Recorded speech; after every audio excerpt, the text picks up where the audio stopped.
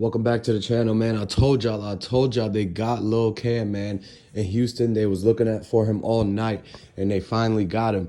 They got him on something where it was unrelated to the situation, like with the takeoff, but it was a step that they had to do because of the fact that they were like, we can't let this kid be on the run for this long, man. It's making Houston look very bad. And so what they ended up doing was they were trying to look at and replay all the footage to see if there was anything, violations they could get him for, any type of situation like that, right? Well, he already actually did something, like he already was doing other little things on the side to where they already kind of knew what he was on. And so what they did was they just kind of staked him out and they crept up on him and they got him. And so basically, like, everybody was already looking at MobTies and this and that. So they had to make sure that they had to get, Lil Cam, and, he was leading the event, him and whoever else had any type of hand in it. And so, like, this is the reason why Finesse two times canceled the show, because of the fact that people were catching on and like feeling weird about MobTies. So he didn't want anything to pop up at a show or to get questioned or anybody to pop up there with any issues or nothing like that. And so it's the same reason why Finesse two times left MobTies, is because he already knew MobTies was getting looked at heavy. It's a whole lot of stuff going on that y'all don't even know about. But due to the fact that Lil Cam got captured, and he's going to speak now. He's going to tell, and they're going to ask him who sent you, who paid you, who did this. They're going to look at it and say, okay, do you have a job? How have you been getting money? Did you get money from this person to come to the bowling alley? And so they're going to start the questioning very heavy. They're going to start questioning on why did, who's been tweeting between the back and forth with Quavo? Why you got beef with Quavo? What's all that about? So they're going to start going down the rabbit hole of all these different questions they could ask him, and he might tell on all his MobTies people. So this is where it's like a breaking point. It's going to be a lot of divide after this, because MobTies might end up like splitting up, breaking up or something, due to, or they just might like distance from each other due to the fact that everybody's going to be getting looked at, especially if they were at that bowling alley that night. They definitely going to get looked at like, what were you doing? What's your part in this? Why were you here? You didn't even play in the dice game, so why were you still here? Those are the type of questions they're going to ask him. And it's like, did Lil Cam play in the dice game or not? Or was he just there to argue with Quavo? That's another thing. Did Lil Cam go bowling? Did they actually like celebrate the birthday, or were they just there for the situation to take overboard and like to actually try to beef with Quavo or to fight him or whatever, right? And like, a lot of people think that the only reason that Lil Cam was there is that they got paid to show up to snatch a chain, him and his buddies that drove him. And so when you really look at it and you think of the situation, like, he ran up, went inside, got that brown paper sack that had all the money in it. They gave him that brown paper sack to do something. You don't just give sacks of money out like for no reason. You're not Oprah. So another thing is that he goes in to grab that money, then he immediately walks out, and then he, boom, jumps right into the argument with Quavo and Takeoff. And so as Quavo's arguing with like Mike and Big Mike dude, the Big Mike dude is like right-hand man to MobTies, right? So what happened is that he's arguing with Quavo, and then Lil Cam pops out the cut and tries to pull up on Takeoff, and like he's like, pretty much got him hostage there, trying to snatch his chain, saying like, hey, don't move. He's like whispering aggressively. You know how he aggressively whispering, like, he like, hey, give me that. And so that's another thing that he's doing, is trying to like, it's another scene where that's like an argument, but it's so quiet. It's because Takeoff's not yelling, but you got Lil Cam aggressively whispering like, hey, stay right there, give me your chain, da da da da, right? And then he basically tries to do a stick up, and he tries to jack him like the Jack Boys, right? They jump out boys.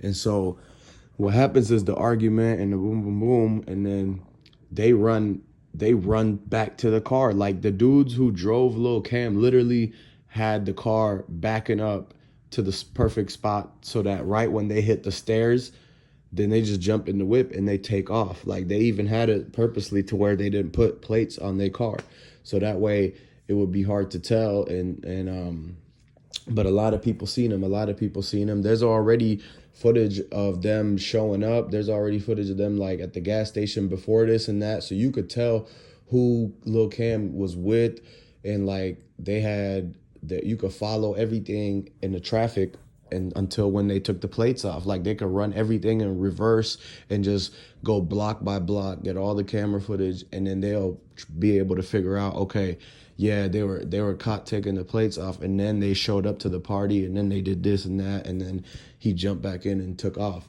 So like it's a whole lot of stuff that went on, but they pretty much found out exactly where Lil Cam was hiding out in Houston.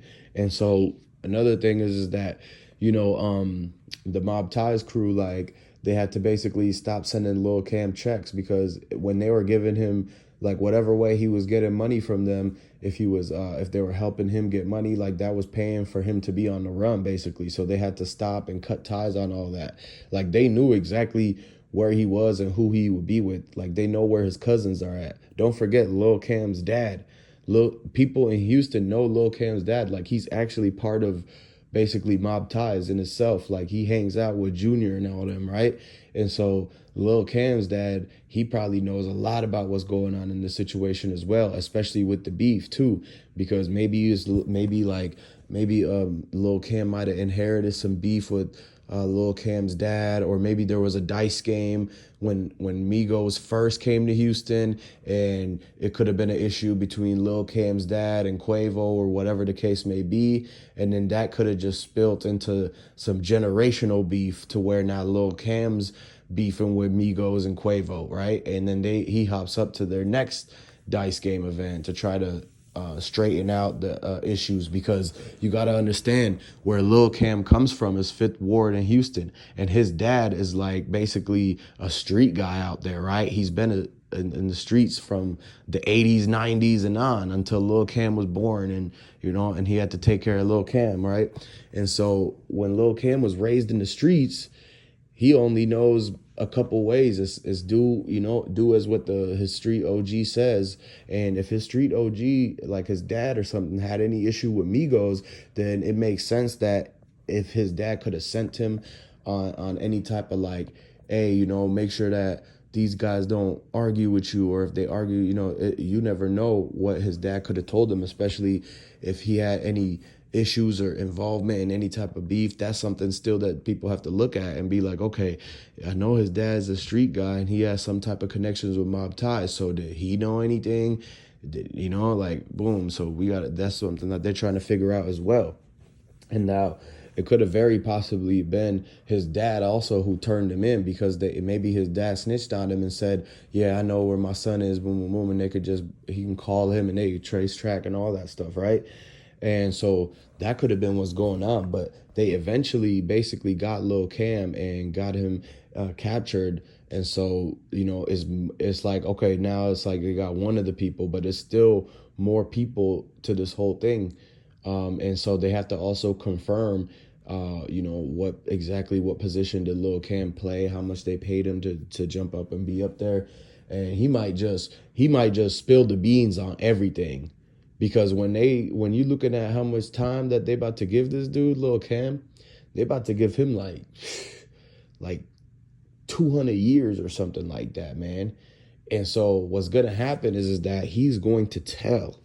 He's going to snitch and rat because of the fact that he's not going to want to do 200 years.